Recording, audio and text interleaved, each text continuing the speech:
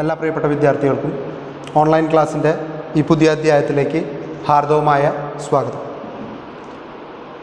നമ്മളിപ്പോൾ സെക്കൻഡ് ചാപ്റ്ററിൽ 2 കമ്മ്യൂണിക്കേഷൻ മോഡൽസാണ് പഠിച്ചു കഴിഞ്ഞത്. ഒന്നാമത്തേത് അരിസ്റ്റോട്ടിലിൻ്റെ റെക്ടോറിക് മോഡൽ ഓഫ് കമ്മ്യൂണിക്കേഷനും രണ്ടാമത്തേത് ലാസ്വെൽസ് മോഡൽ ഓഫ് കമ്മ്യൂണിക്കേഷനുമായി. ഇന്ന് നമ്മൾ പുതിയൊരു കമ്മ്യൂണിക്കേഷൻ മോഡലിനെ കുറിച്ചിട്ടാണ് പഠിക്കാനായിട്ട് പോകുന്നത്. പക്ഷേ ഇത് കമ്പാരിറ്റീവ്ലി അല്പം വലിയ കമ്മ്യൂണിക്കേഷൻ മോഡലാണ്. പക്ഷെ നിങ്ങൾക്കതൊരു ബുദ്ധിമുട്ടൊന്നും ആവില്ല. കാരണം നമുക്ക് വളരെ ഈസി ആയിട്ട് സിമ്പിളായിട്ട് നിങ്ങൾക്കത് പറഞ്ഞു തരാൻ എനിക്ക് സാധിക്കുമെന്ന് ഞാൻ വിശ്വസിക്കുകയാണ്. അപ്പോൾ നിങ്ങളെൻ്റെ കൂടെ ഒന്ന് യാത്ര ചെയ്താൽ മതി. ഞാനാണ് വണ്ടി ഓടിക്കുന്നത്, നിങ്ങൾ വണ്ടിയിലെ യാത്രക്കാരാണ്. നിങ്ങൾ യാത്ര എൻജോയ് ചെയ്യാൻ മാത്രം ചെയ്താൽ മതി. മുൻപിൽ വരുന്ന അപകടങ്ങളെയൊക്കെ തരണം ചെയ്യേണ്ട ഉത്തരവാദിത്തം ഡ്രൈവറുടെയാണ്. അപ്പോൾ അത് ഞാൻ കൃത്യമായിട്ട് ചെയ്തോളാം. പക്ഷെ നിങ്ങളെൻ്റെ കൂടെ നിൽക്കണം. ഞാൻ പറയുന്ന കാര്യങ്ങൾ ഇപ്പോൾ തന്നെ പഠിച്ച് മനസ്സിലാക്കി മുന്നോട്ട് പോകാൻ നിങ്ങൾക്ക് സാധിക്കണം. അങ്ങനെ സാധിച്ചില്ലെങ്കിൽ എന്താ കുഴപ്പമെന്ന് പറയും. ദോഷമൊന്നും ഉണ്ടാവില്ല, കുഴപ്പം ഇത്രയേ ഉള്ളൂ.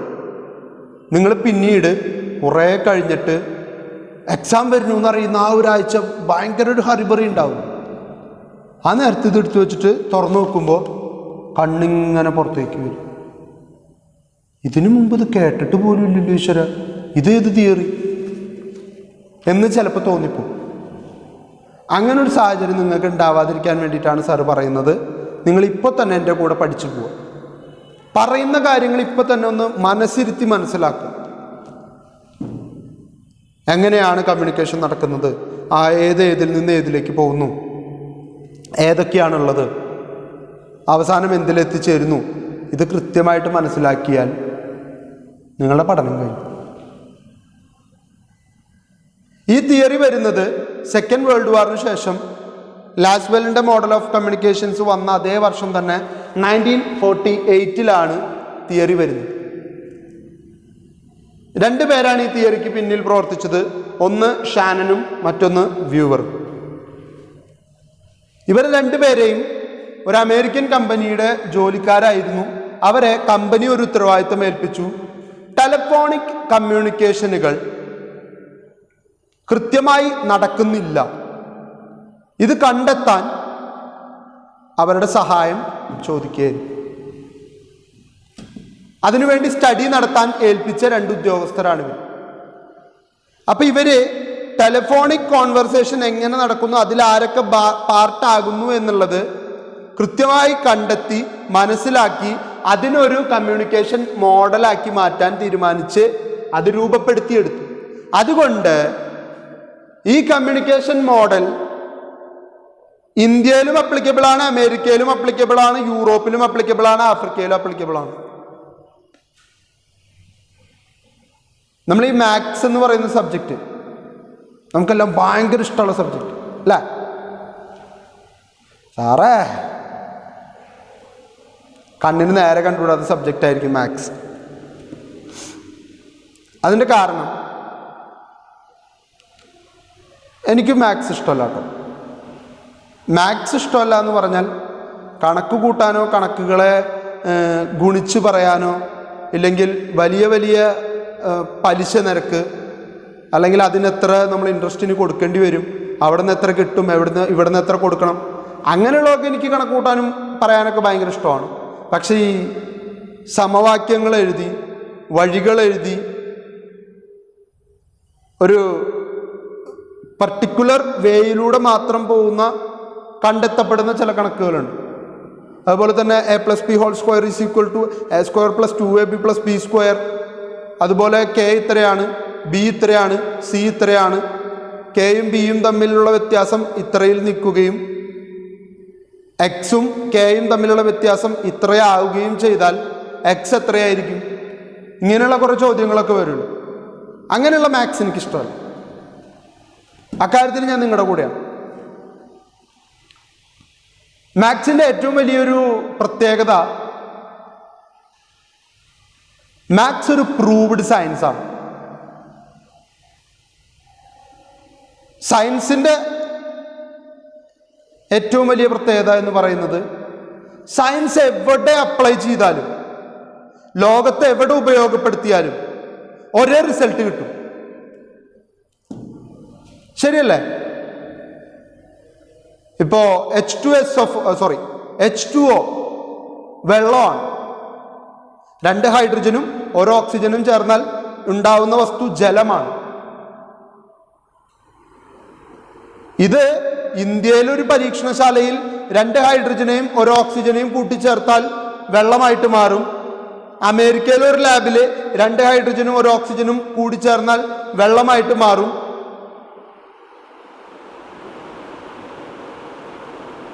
വിച്ച് മീൻസ് സയൻസ് എവിടെ ഉപയോഗിക്കുന്നു എന്നുള്ളതല്ല, എവിടെ ഉപയോഗിച്ചാലും ഒരേ ഉത്തരം എന്നുള്ളതാണ് പ്രത്യേകത.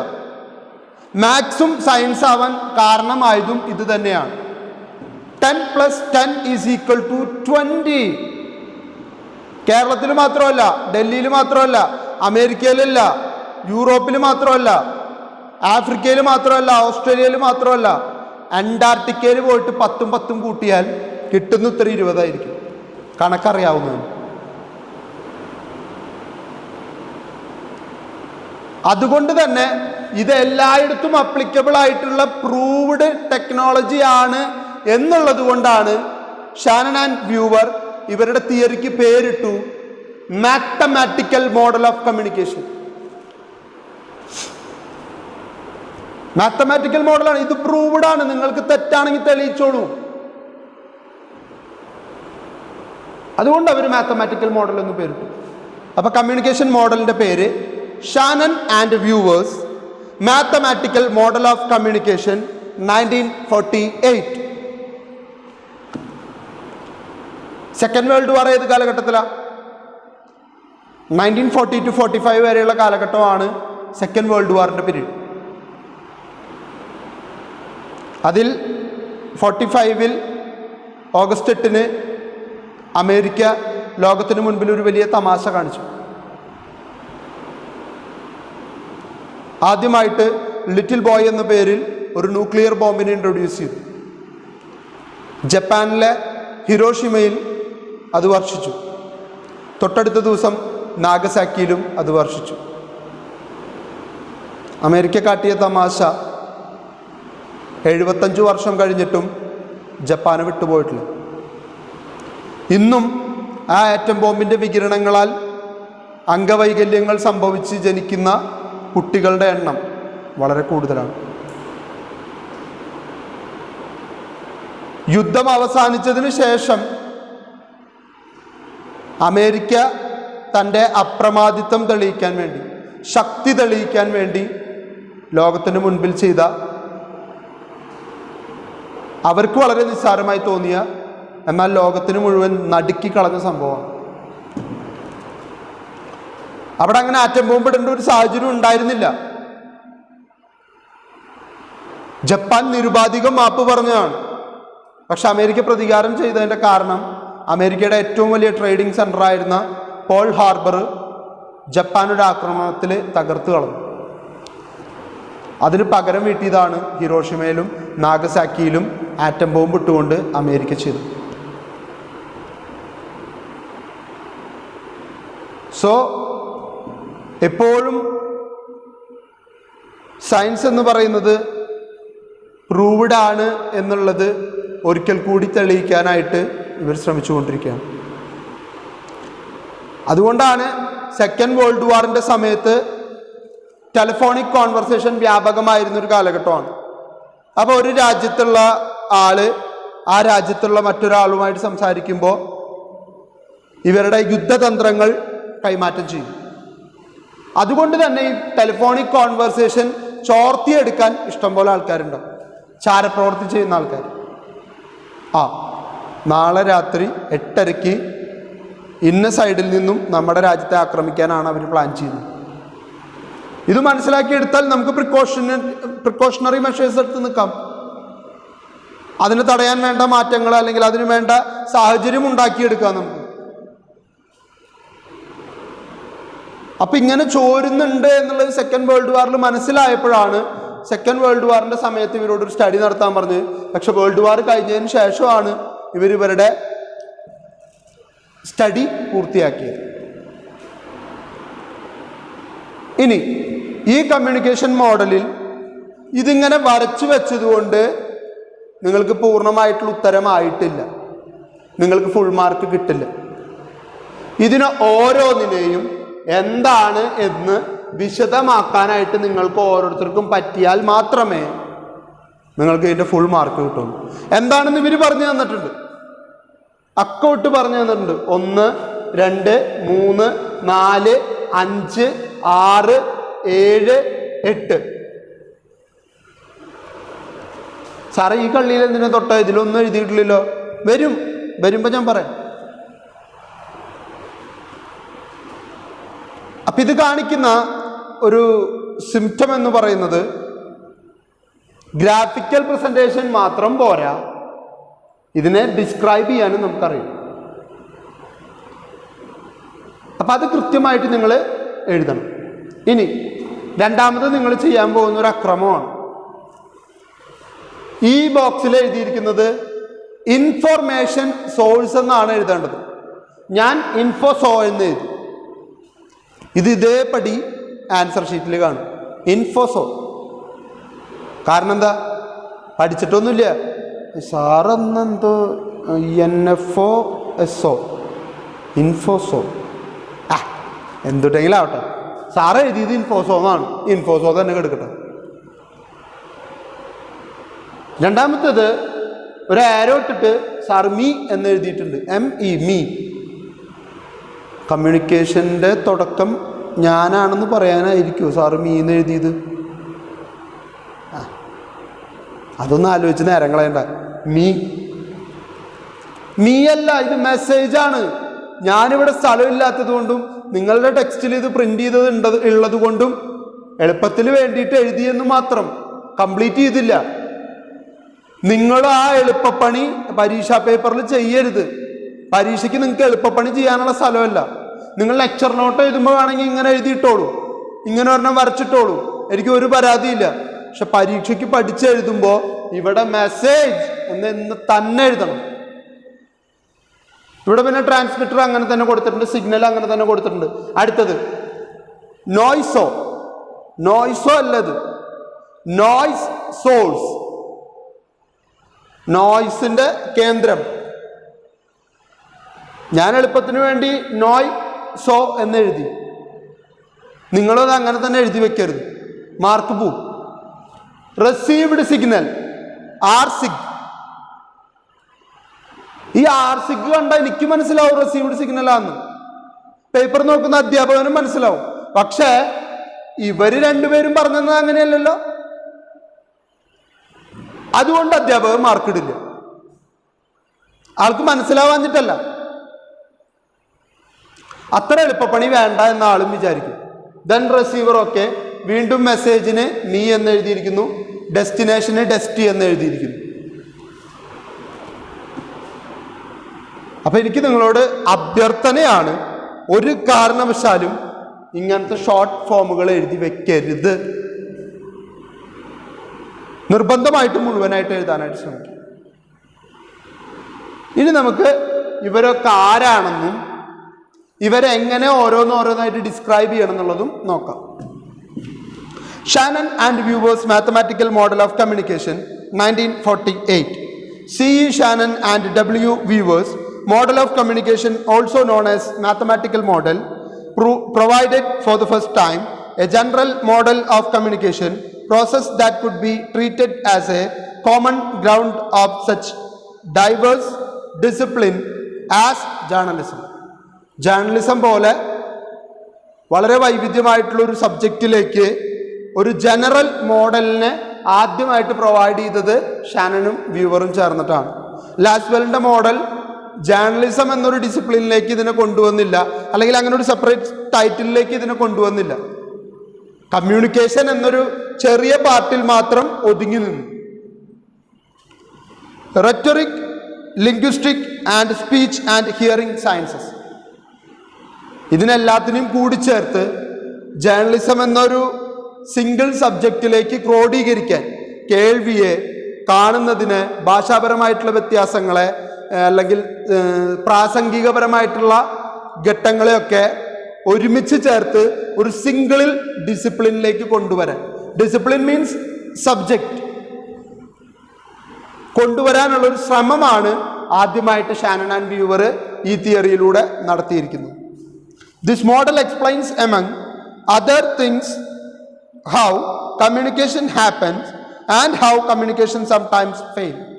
അവർ പറയുന്നു എന്തൊക്കെയാണ് ഒരു ടെലിഫോണിക് കമ്മ്യൂണിക്കേഷനിൽ വേണ്ടത്, അതെങ്ങനെയാണ് സംഭവിക്കുന്നത്, ചില സമയങ്ങളിൽ എന്തുകൊണ്ട് ടെലിഫോണിക് കോൺവെർസേഷൻ ഫെയിൽ ആവുന്നു.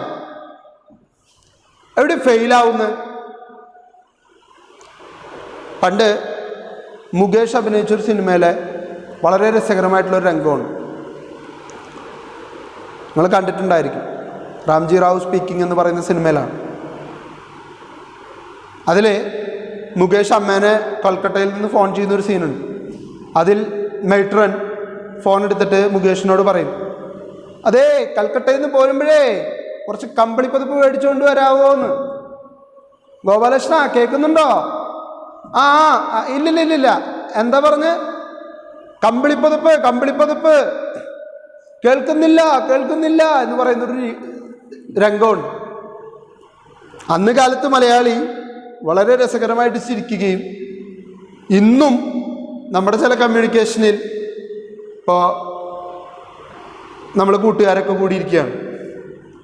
അപ്പോൾ 3-4-5 പേരുണ്ട്. അപ്പോൾ ഒരുത്തനെ എന്നിട്ട് പറയാണ്, എല്ലാവർക്കും ഒരു സന്തോഷ വാർത്ത, ഇന്ന് നമ്മൾ ഹോട്ടലിൽ കയറി ഭക്ഷണം കഴിക്കാൻ പോകുന്നതിൻ്റെ ചെലവ് പൂർണ്ണമായും ഏറ്റെടുക്കാൻ നമ്മുടെ കൂട്ടുകാരൻ അരുൺ തയ്യാറായി വന്നിരിക്കുന്നു, എല്ലാവരും കൈയടിക്കൂ. അപ്പോൾ നമ്മളത് ആ രംഗം ഒഴിവാക്കാൻ തമാശയായിട്ട് ഇന്നും ഇതുപയോഗിക്കും. കേൾക്കുന്നില്ല,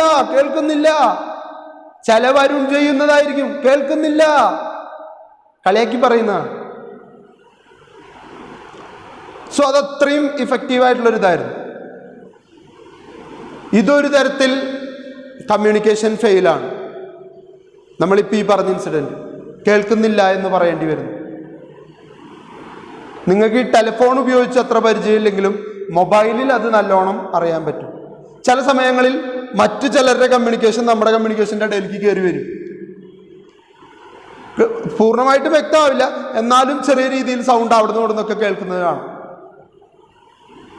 ചില സമയങ്ങളിൽ നമ്മൾ ഒരു കോളിലേക്ക് വിളിച്ചാൽ വേറൊരു ഡയറക്ഷനിലേക്ക് കോൾ പോകുന്നത് കാണാം, അല്ലെങ്കിൽ വേറൊരാളെ കിട്ടുന്നത് കാണാം ലൈനിൽ. ഇങ്ങനെ പലതരത്തിലുള്ള പ്രശ്നങ്ങൾ ടെലിഫോണിക് കോൺവെർസേഷനിൽ വരുന്നുണ്ടെന്നാണ് ഇവർ പറയുന്നത്. This theory is basically designed by Shannon and Weaver for an American telephone company during the Second World War. Their intention was to find out the most efficient channel of communication for the transfer of information. ഇവർക്കുള്ള ജോലി എന്ന് പറയുന്നത് എങ്ങനെ ഇഫക്റ്റീവായിട്ട് telephonic communication നടത്താം എന്നുള്ളത് കണ്ടെത്താൻ വേണ്ടിയിട്ട് ഒരു അമേരിക്കൻ ടെലിഫോണിക് കമ്പനിയാണ് ഇവർ ഈ ദൗത്യം ഏൽപ്പിച്ചത്. അത് അവർ കൃത്യമായിട്ട് ചെയ്യുകയും ചെയ്തു. This model has a direct bearing on the human communication. ഇനി എങ്ങനെയാണ് ഈ കമ്മ്യൂണിക്കേഷൻ നടക്കുന്നതെന്ന് നോക്കാം. ഞാൻ നിങ്ങൾക്ക് ആദ്യം ഒരു ടെലിഫോണിക് കോൺവെർസേഷനെ ബേസ് ചെയ്തുകൊണ്ട് ഈ തിയറി ഒന്ന് മനസ്സിലാക്കി തരാം. അതിനുശേഷം നമുക്ക് തിയറി പറയാം. ഓക്കെ, ഞാൻ നമ്മുടെ ക്ലാസ്സിലെ ദേവൻ എന്ന കുട്ടിയെ ഫോണിൽ വിളിക്കുകയാണ്. ഞാൻ ടെലിഫോണിലാണ് അവനെ വിളിക്കുന്നത്. ഞാൻ എൻ്റെ ഫോൺ എടുക്കുന്നു, നമ്പർ ഡയൽ ചെയ്യുന്നു. എനിക്ക് പറയാനുള്ളൊരു മെസ്സേജ് ഉണ്ട്. എനിക്ക് പറയാനുള്ള മെസ്സേജ് എനിക്ക് ഈ ഫോണിൻ്റെ സഹായത്തോടെ അവനോട് പറഞ്ഞ് അവനത് മനസ്സിലാവണം. ഇതാണ് ലക്ഷ്യം. ഇനി ഈ തിയറിയിൽ എഴുതിയിരിക്കുന്ന സാധനങ്ങളിലേക്ക് ഞാൻ ഈ പറയുന്ന കമ്മ്യൂണിക്കേഷനെ ഇമ്പാർട്ട് ചെയ്യാനായിട്ട് നോക്കുകയാണ്. ഇൻഫർമേഷൻ സോഴ്സ് എന്ന് പറഞ്ഞിരിക്കുന്നു. Who starts the communication? നമ്മൾ പഠിച്ച സോഴ്സ്, സെൻഡർ. ഇവിടെ ഒരു ഇൻഫർമേഷൻ എന്നുള്ളൊരു വാക്കും കൂടി അത്രയേ ഉള്ളൂ ഇൻഫർമേഷൻ സോഴ്സിന്റെ വ്യത്യാസം. സോ ഇൻഫർമേഷൻ സോഴ്സിൽ നിന്നാണ് മെസ്സേജ് ഉത്ഭവിക്കുന്നത്, കമ്മ്യൂണിക്കേഷൻ ആരംഭിക്കുന്നത്. ക്ലിയർ അല്ലേ? അവിടെ പ്രശ്നമില്ലല്ലോ. സോ ഇപ്പൊ ഞാൻ പറഞ്ഞ ടെലിഫോണിക് കോൺവെർസേഷനിൽ ഞാനാണ് ഇൻഫർമേഷൻ സോഴ്സ്. ക്ലിയർ? തെറ്റാതിരിക്കാനാണ് മക്കളെ ഞാനിതൊരു ഉദാഹരണ സഹിതം പറയുന്നത്. നിങ്ങളത് ഇങ്ങനെ തന്നെ മനസ്സിലാക്കി പഠിച്ചെടുക്കുക. എനിക്ക് ദേവനോട് പറയാനുള്ള കാര്യം, നാളെ 10 മണിക്ക് കോളേജ് ഓഫീസിൽ റിപ്പോർട്ട് ചെയ്യണം. അപ്പം അതാണ് എൻ്റെ മെസ്സേജ്. എനിക്ക് അവനോട് പറയാനുള്ള കാര്യമാണ് മെസ്സേജ്. അപ്പം ഈ കാര്യം ഞാൻ അവനോട് പറയണം. പറയുമ്പോൾ ഞാനിവിടെ നിന്നിട്ട് ദേവാ നാളെ 10 മണിക്ക് കോളേജ് ഓഫീസിലെത്തണം എന്ന് വിളിച്ചു പറഞ്ഞിട്ട് വല്ല കാര്യമുണ്ടോ? കാര്യമില്ല. അവിടെയാണ് ഞാൻ ടെലിഫോണിന് സഹായത്തിന് വിളിച്ചത്. അപ്പം ടെലിഫോൺ എടുത്തു, ഞാൻ സംസാരിച്ചു. ടെലിഫോണിന് നിങ്ങൾ ശ്രദ്ധിച്ചിട്ടുണ്ടായിരിക്കും ഒരു റിസീവറൻറ്റും ഒരു റിസീവറൻറ്റും ഇപ്പുറത്തെ ഒരു റിസീവിംഗ് എൻറ്റും ഉണ്ടായിരിക്കും. ഇവിടുത്തേത് ശബ്ദത്തെ റിസീവ് ചെയ്യുമ്പോൾ ഇവിടുത്തേത് സിഗ്നലിനെ റിസീവ് ചെയ്ത് സൗണ്ട് ആക്കി തരും. ക്ലിയർ അല്ലേ? അപ്പം ഞാനിത് ഈ ആശയം കമ്മ്യൂണിക്കേറ്റ് ചെയ്യാനായിട്ട് ഈ ടെലിഫോണിൻ്റെ സഹായം തേടുകയാണ്. അതിനുവേണ്ടി ഞാൻ എന്ത് ചെയ്യും? ടെലിഫോൺ എടുത്തു, ചെവിയിൽ വെക്കാനുള്ള ഭാഗമുണ്ട്, ചുണ്ടിൻ്റെ അവിടെ വെക്കാനുള്ള ഒരു ഭാഗമുണ്ട്. ഈ ചുണ്ടിൻ്റെ അവിടെ വെക്കുന്ന ഈ ഭാഗത്ത് ട്രാൻസ്മിറ്റർ എന്ന് പറയുന്ന ഒരു ഉപകരണമുണ്ട്. ഈ ട്രാൻസ്മിറ്റർ എന്ത് ചെയ്യുന്നറിയോ? ഞാൻ നേരത്തെ പറഞ്ഞു, സൗണ്ടായിട്ട് ഞാനിങ്ങനെ കൊടുത്തു കഴിഞ്ഞാൽ അതവിടെ എത്തില്ല. അതിനെ മൂവ് ചെയ്യിക്കാൻ പറ്റണം. നിങ്ങൾ ടെലിഫോണിൻ്റെ കേബിൾ ഇടുന്നത് കണ്ടിട്ടില്ലേ? ഇപ്പം ആ പ്രവർത്തനമൊക്കെ വല്ലാണ്ട് കുറഞ്ഞു. കാരണം ടെലിഫോണുകളുടെ ഉപയോഗം തന്നെ കുറഞ്ഞു, എല്ലാം മൊബൈലായി. അപ്പം അങ്ങനെ കേബിൾ ഇടുന്നൊരു പരിപാടിയുണ്ട്. ഈ കേബിളിലൂടെയാണ് ഈ സന്ദേശങ്ങൾ ഒരു സ്ഥലത്തു നിന്ന് മറ്റൊരു സ്ഥലത്തേക്ക് പോയിക്കൊണ്ടിരിക്കുക. പക്ഷെ അതിനൊക്കെ സെക്കൻഡ്സ് മതി. ഞാനിവിടുന്ന് പറയുമ്പോഴേക്കും നമ്മൾ അപ്പുറത്തെ എൻഡിൽ കേൾക്കുന്നുണ്ട്. അത് ഈ പറഞ്ഞ കേബിളിലൂടെ കടന്നുപോയി അയാളുടെ അവിടേക്ക് എത്തി, അയാളുടെ ഫോണിലൂടെ കയറി അതവിടെ ശബ്ദമായിട്ട് അയാൾ കേൾക്കണം. ഈ പറഞ്ഞ പ്രോസസ്സൊക്കെ ഒരു ചെറിയ സമയം കൊണ്ട് നടക്കുകയും വേണം. അപ്പം അതുകൊണ്ട് ട്രാൻസ്മിറ്റർ ചെയ്യുന്ന പ്രവർത്തനം എന്താണെന്ന് വെച്ച് കഴിഞ്ഞാൽ, ഞാൻ പറയുന്ന സൗണ്ടിനെ പിടിച്ചെടുക്കും. ദേവൻ നാളെ രാവിലെ 10 മണിക്ക് കോളേജ് ഓഫീസിൽ ഹാജരാകണം. ആ ശബ്ദത്തെ റിസീവ് ചെയ്തു. ഈ പിടിച്ചെടുത്ത ശബ്ദത്തെ ശബ്ദമായിട്ട് കേബിളിലൂടെ കടത്തിവിടാൻ പറ്റില്ല, സിഗ്നലായിട്ടേ കടത്തിവിടാൻ പറ്റുള്ളൂ. അപ്പൊ ട്രാൻസ്മിറ്ററിന്റെ ഉത്തരവാദിത്തം ശബ്ദമായിട്ട് ലഭിച്ച ഇതിനെ ഡിജിറ്റൽ സിഗ്നലാക്കി മാറ്റും. ആ സിഗ്നലാക്കി മാറ്റുന്ന പ്രവർത്തനം ചെയ്യുന്ന വ്യക്തിയാണ് ട്രാൻസ്മിറ്റർ. പിന്നെ ഇവിടെ മെസ്സേജ് ഇല്ല, സിഗ്നലേ ഉള്ളൂ. ആ സിഗ്നല് നേരെ പോകുന്നത് ചാനലിലേക്കാണ്. ഈ പേരെഴുതാത്ത ഈ കുഞ്ഞിക്കാട്ട പോലത്തെ കള്ളിയില്ലേ, ഇതാണ് നമ്മുടെ ചാനൽ. എന്തുകൊണ്ട് അവരിവിടെ ചാനലിന് എഴുതിയില്ല എന്നും പിന്നീട് ഡിസ്ക്രിപ്ഷനിൽ അൺലേബിൾഡ് ബോക്സ് എന്ന് എഴുതി എന്നുള്ളതിനും ഉത്തരം പറയേണ്ടത് ഷാനനും വ്യൂവറാണ്. അതിനവർക്ക് അവരുടേതായിട്ടുള്ള ന്യായം ഉണ്ടാവും. അതെന്തോ ആയിക്കോട്ടെ. നിങ്ങളിവിടെ പേരെഴുതാൻ നിൽക്കണ്ട. പിന്നീട് ഡിസ്ക്രിപ്ഷനിൽ കൊണ്ടുപോയിട്ട് that small unlabelled box shows channel in the communication എന്ന് തന്നെ നിങ്ങൾ എഴുതുക. അപ്പൊ ഇത് ചാനലാണ്. ഇവിടെ ടെലിഫോണിക് കോൺവെർസേഷനിൽ എന്തായിരിക്കും ചാനല്? ടെലിഫോൺ കേബിൾ ആയിരിക്കും. കാരണം അതല്ലേ റൂട്ട്, അതല്ലേ വെഹിക്കിൾ. നമ്മൾ മുന്നേ പഠിച്ചിട്ടുണ്ട് എലമെന്റ്സിൽ. ചാനൽ എന്ന് പറയുന്നത് കമ്മ്യൂണിക്കേഷനെ സംബന്ധിച്ചിടത്തോളം it is the route or the vehicle that's keep the way or the route map for the message. മെസ്സേജിന് പോകാനുള്ള വാഹനം അല്ലെങ്കിൽ അതിന് യാത്ര ചെയ്യാനുള്ള വഴിയാണ് ചാനൽ എന്ന് പറയുന്നത്. അപ്പോൾ ഇവിടുത്തെ ചാനൽ എന്ന് പറയുന്നത് നിർബന്ധമായിട്ടും ടെലിഫോണിക് കേബിളുകളായിരിക്കും. ഇനി ചില സമയങ്ങളിൽ സിഗ്നൽ ബ്രേക്ക് ആവുന്നത് ചിലയിടത്ത് ടെലിഫോൺ കേബിൾ പൊട്ടിയിട്ടുണ്ടാവും. അപ്പോൾ കുഴിയെടുത്ത് നോക്കി ടെലിഫോൺ കേബിളിന് എവിടെയാണ് കംപ്ലൈൻ്റ് എന്ന് നോക്കുന്നു. ചില സമയങ്ങളിൽ സിഗ്നൽ സ്ട്രെങ്ത് കുറയുന്നു. അപ്പോൾ അവരതിൻ്റെ വേണ്ട മാറ്റങ്ങൾ വരുത്തുന്നു. ചില സമയങ്ങളിൽ വേറെ കോളുകൾ ഇടയിലേക്ക് കയറി വരുന്നു. നമ്മൾ രണ്ടുപേരും സംസാരിച്ചുകൊണ്ടിരിക്കുമ്പോഴായിരിക്കും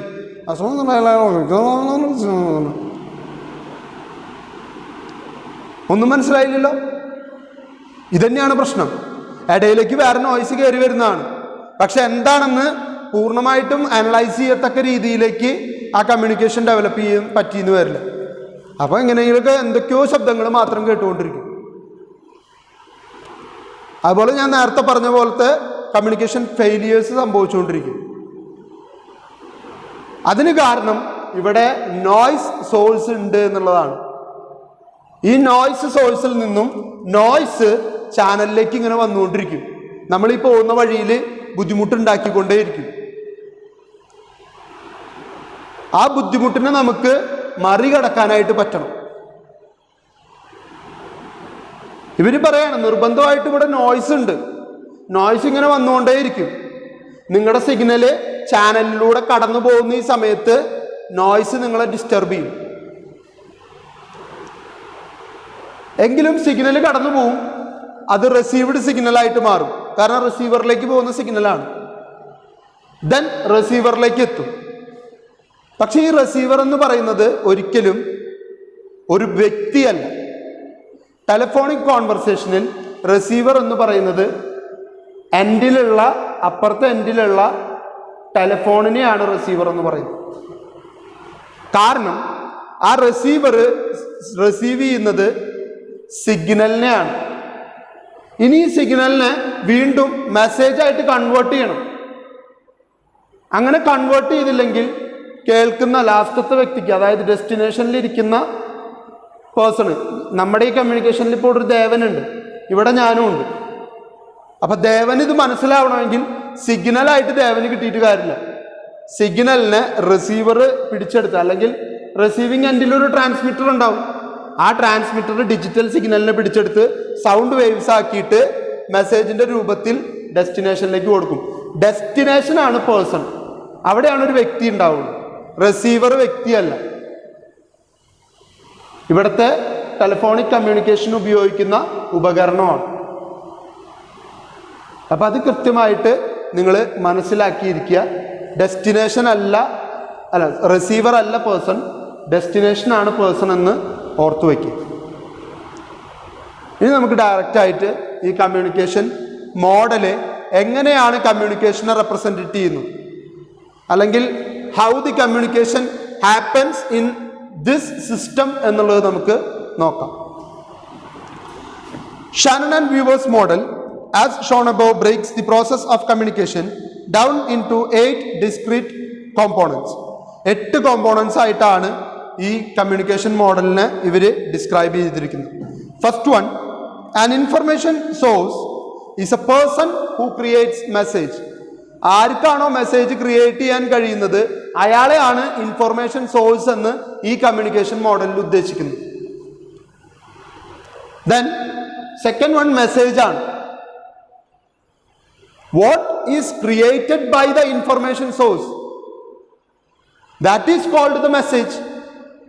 ഇൻഫർമേഷൻ സോഴ്സിന് എന്താണോ പറയാനുള്ളത്, അയാൾ എന്താണോ രൂപപ്പെടുത്തി എടുത്തിട്ടുള്ളത്, അതാണ് message.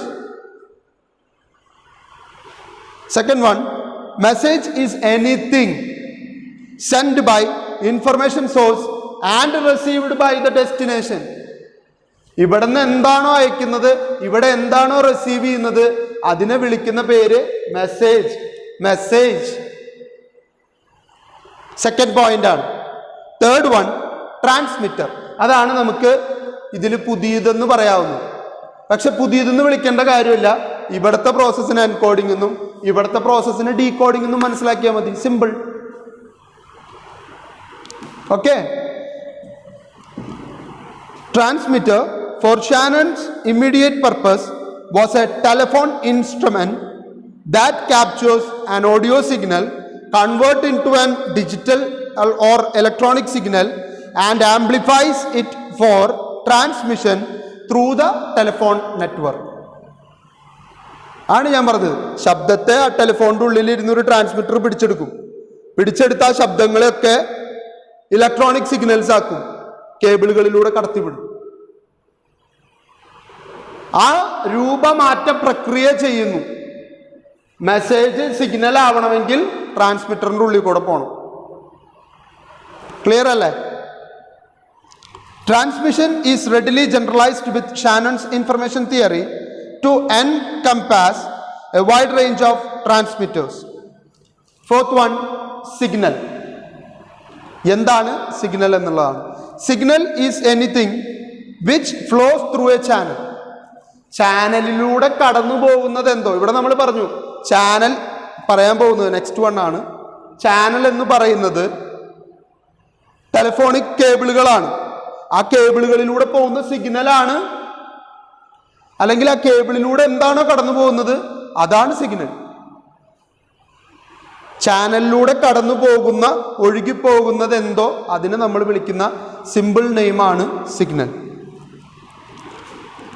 As in the case of face-to-face interaction, where sound and gestures involve different signal system that depends on different channel and modes of transmission. നമ്മളൊരു ഫേസ് ടു ഫേസ് കമ്മ്യൂണിക്കേഷൻ നടത്തുകയാണെങ്കിൽ നമ്മുടെ മുഖഭാവം, നമ്മളുടെ കൈകൾ കൊണ്ടുള്ള മറ്റ് അവയവങ്ങൾ കൊണ്ടുള്ള ആംഗ്യങ്ങൾ, മറ്റ് ചേഷ്ടകൾ, ശബ്ദങ്ങൾ, ശബ്ദത്തിലുള്ള വേരിയേഷൻ, ഇതൊക്കെ നമ്മുടെ കമ്മ്യൂണിക്കേഷനെ ഡെവലപ്പ് ചെയ്യാനും ഒന്നെങ്കിൽ കുറയ്ക്കാനും അല്ലെങ്കിൽ കൂട്ടാനും ഒക്കെ സഹായിക്കും. There may be multiple serial signal with sound or gesture turned into electronic signal, radio waves or words and pictures in a book. ഇവിടെയും അതുപോലെ തന്നെയാണ്. പല വേർഡ്സ് ഇലക്ട്രോണിക് സിഗ്നലായിട്ട് മാറുന്നു, റേഡിയോ വേവ്സ് ആയിട്ട് മാറുന്നു.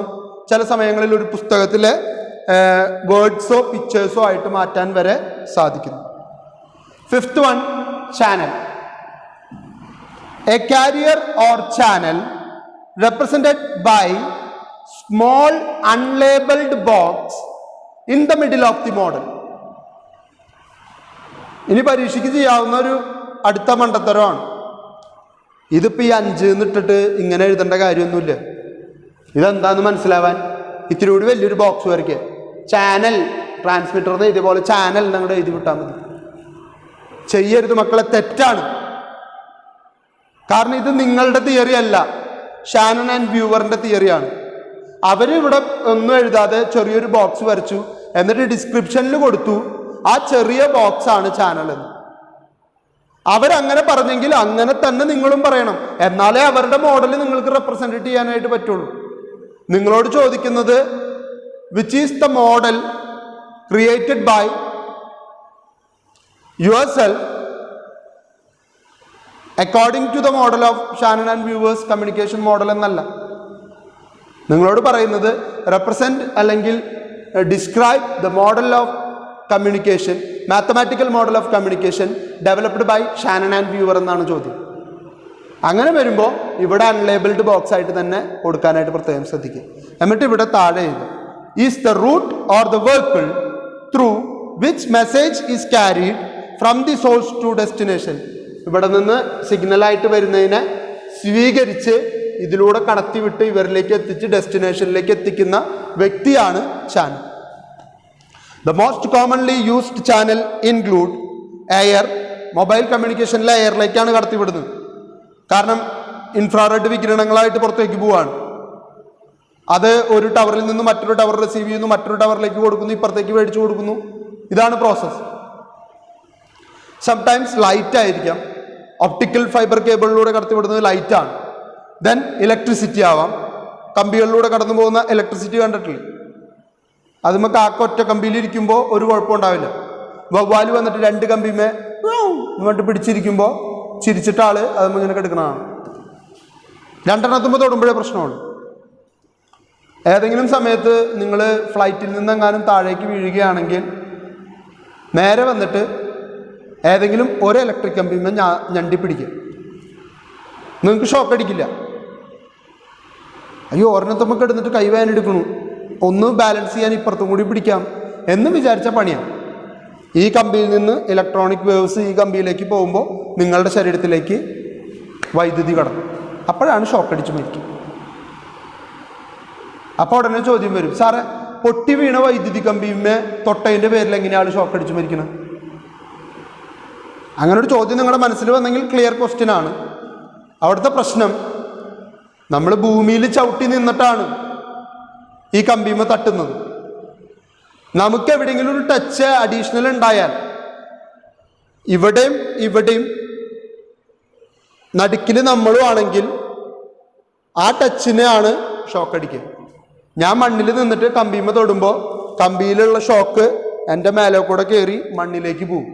പക്ഷെ എൻ്റെ മേലെ കൂടെയാണ് പോകുന്നത്. അപ്പം തന്നെ ഞാൻ ഷോക്ക് അടിച്ച് മരിക്കും. ഇതാണ് സംഭവിക്കുന്നത്. എയറിലാണെങ്കിൽ ഒരു പ്രശ്നവുമില്ല. ഒരു കമ്പിമ ഇങ്ങനെ ഞണ്ടി പിടിച്ച് കിടന്നാൽ ഒരു കുഴപ്പം ഉണ്ടാകാൻ പോകുന്നു. അത് കഴിഞ്ഞ് ആരെങ്കിലും താഴ്ത്ത് ബെഡൊക്കെ വിരിച്ചിടുമ്പോൾ ആ കൈ വിട്ടിട്ട് നേരെ ബെഡിലേക്ക് ചടിയുന്നു. ഇതൊക്കെ നടക്കണ കാര്യം ഇപ്പം പിന്നെ എളുപ്പത്തിൽ. So noise, 6th one. Noise is anything that interferes or confuses. അതാണ് ഞാൻ പറഞ്ഞത്.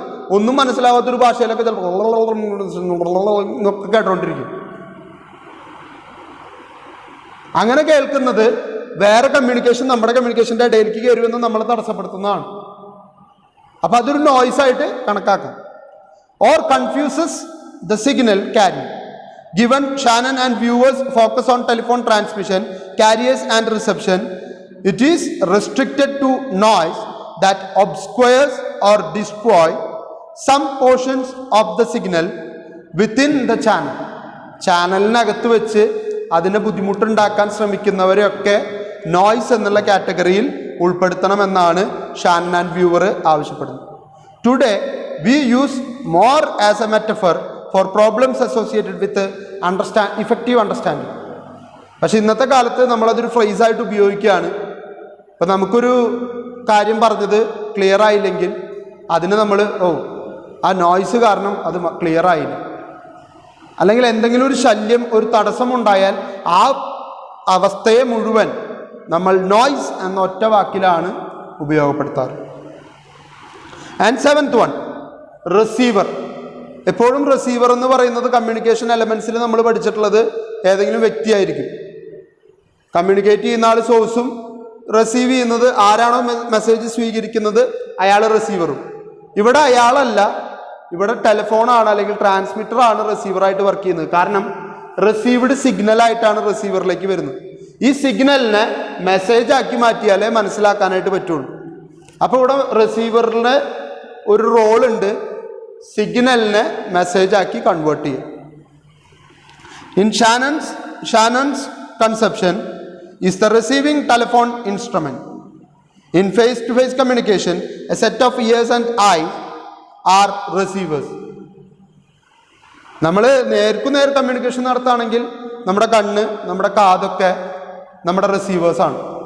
കാരണം കേൾക്കുകയും കാണുകയും ചെയ്യുന്നതിൻ്റെയും കൂടി ബേസിലാണ് നമ്മളൊരു കാര്യത്തെ മനസ്സിലാക്കിയെടുക്കുന്നത്. ഇവിടെ കാണലും കേൾക്കലും സംഭവിക്കണമെങ്കിൽ ഇവിടെയുള്ള പോലെ ഒരു റിസീവിങ് മെഷീൻ ഇവിടെ വേണം. അതുകൊണ്ടാണ് റിസീവർ ടെലിഫോണായിട്ട് മാറുന്നത്. Last one, 8th one, A destination is the person who consume and process the message. ആരാണോ സ്വീകരിക്കുകയും ഇതിനെ മനസ്സിലാക്കുകയും ചെയ്യുന്നത് അയാളാണ് ഡെസ്റ്റിനേഷൻ. ഇവിടെയാണ് പേഴ്സൺ വരുന്നത്. നേരത്തെ പറഞ്ഞ പോലെയാണെങ്കിൽ ദേവനാണ് ഡെസ്റ്റിനേഷൻ, അരുണാണ് source, information source. This model suggests that communication within a medium is frequently direct and unidirectional, but in the real world, communication is hardly unidirectional. എപ്പോഴും ഈ കമ്മ്യൂണിക്കേഷൻ പറയുന്ന പോലെയാണെങ്കിൽ, അല്ലെങ്കിൽ കമ്മ്യൂണിക്കേഷനിൽ എപ്പോഴും പറയുക, കമ്മ്യൂണിക്കേഷൻ എന്ന് പറയുന്നത് ഡിറക്റ്റ് ആയിരിക്കാം, ചില സമയങ്ങളിൽ അൺഡയറക്ഷണൽ ആയിരിക്കും. ഇവിടെ പറയുന്നു ഇന്നത്തെ കാലത്ത് ഏറ്റവും കൂടുതലായിട്ട് അൺഡയറക്ഷണൽ ആണ് പലപ്പോഴും കമ്മ്യൂണിക്കേഷൻ എന്നാണ് പറയുന്നത്. ചിലപ്പോൾ നമ്മൾ ഡയറക്റ്റ് ചെയ്യുന്നിടത്തേക്ക് മാത്രമായിക്കൊള്ളണം എന്ന് ഇല്ല, ദിശ മാറാനും സാഹചര്യം മാറാനൊക്കെയുള്ള സാഹചര്യം ഉണ്ട് എന്നാണ് ഇവർ അവകാശപ്പെടുന്നത്. അപ്പോൾ ഇന്നത്തെ ക്ലാസ്സിൽ നമ്മൾ ഒരു കമ്മ്യൂണിക്കേഷൻ മോഡലാണ് പഠിച്ചത്, Shannon and viewers mathematical model of communication 1948.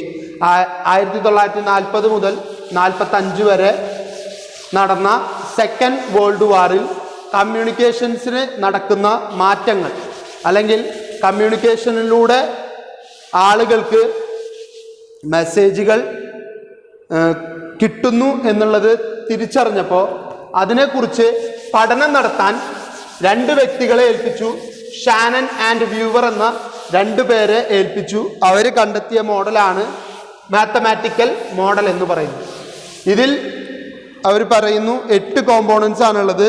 Information source message create ചെയ്ത് ആ മെസ്സേജിനെ പുറത്തു വിടുമ്പോൾ അത് ട്രാൻസ്മിറ്റർ പിടിച്ചെടുത്ത് ആ സൗണ്ട് വേവ്സിനെ സിഗ്നൽസ് ആക്കി മാറ്റി ചാനലിലൂടെ കടത്തിവിടുമ്പോൾ നോയ്സ് കൃത്യമായിട്ട് ഈ ചാനലിലേക്ക് ഒരു ഡിസ്ട്രോഷൻ കൊണ്ടുവരികയും തടസ്സം നേരിടുകയും ചെയ്യുന്നു. ആ തടസ്സത്തെ മറികടന്ന് ചാനലിൽ നിന്നും സിഗ്നൽ പുറത്തു വരുമ്പോൾ റിസീവ്ഡ് മെസ്സേജ് ആയിട്ട് മാറുന്നു. അതിവിടെ റിസീവർ എന്ന് പറയുന്ന അടുത്ത ഫോൺ റിസീവ് ചെയ്യുന്നു. റിസീവ് ചെയ്ത സിഗ്നലിനെ ഈ ഫോൺ മെസ്സേജ് ആക്കി മാറ്റുമ്പോൾ അത് ഡെസ്റ്റിനേഷൻ സ്വീകരിക്കുന്നു. ഡെസ്റ്റിനേഷൻ ആ മെസ്സേജിനെ ക്ലിയർ ആയിട്ട് മനസ്സിലാക്കുന്നു. ഇത്രയാണ് ഇന്നത്തെ ക്ലാസ്സിൽ നമ്മൾ പഠിക്കുന്നുള്ളൂ. ഒരൊറ്റ കമ്മ്യൂണിക്കേഷൻ മോഡലേ എന്ന് പറഞ്ഞിട്ടുള്ളൂ. അതുകൊണ്ട് ഇന്ന് തന്നെ ഈ കമ്മ്യൂണിക്കേഷൻ മോഡൽ ഇപ്പോൾ തന്നെ പഠിച്ചവസാനിപ്പിക്കും. പിന്നോട്ട് വെച്ച് കഴിഞ്ഞാൽ പിന്നീട് അത് വലിയ ബുദ്ധിമുട്ടുള്ളതായിട്ട് മാറും. അപ്പോൾ എല്ലാവർക്കും നല്ല ദിവസങ്ങളുണ്ടാവട്ടെ എന്ന് ആശംസിക്കുന്നു. Thank you.